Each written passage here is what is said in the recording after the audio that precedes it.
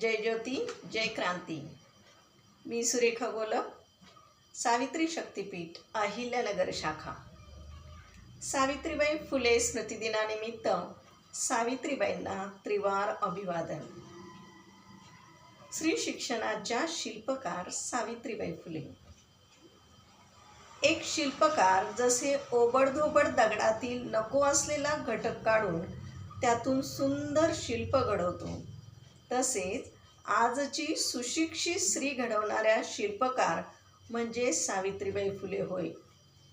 तत्कालीन स्त्री बालविवाह, सतीप्रथा, अन्याय, अत्याचार, अज्ञान यामध्ये गुरफटलेली होती।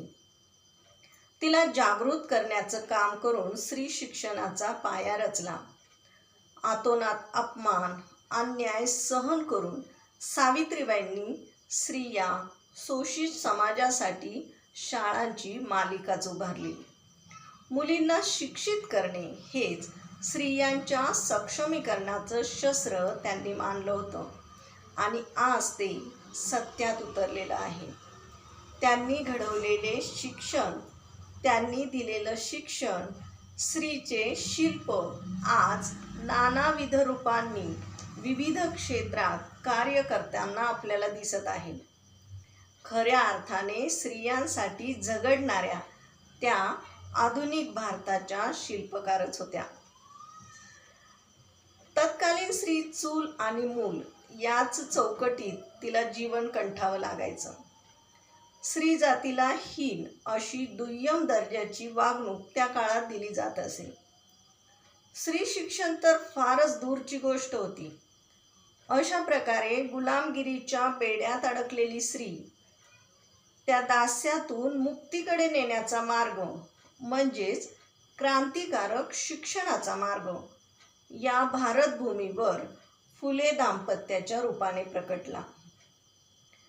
मार्ग तर काट्याचा होता, पण सावित्रीबाई आपल्या ध्येयापासून विचलित झाल्या नाहीत, हटल्या नाहीत। आज आम्ही सावित्रीच्या लेकी शिकून सवरून पुरुषाच्या खांद्याला खांदा लावून विविध क्षेत्रात आघाडी घेत आहोत, ते फक्त सावित्रीबाईंमुळेच।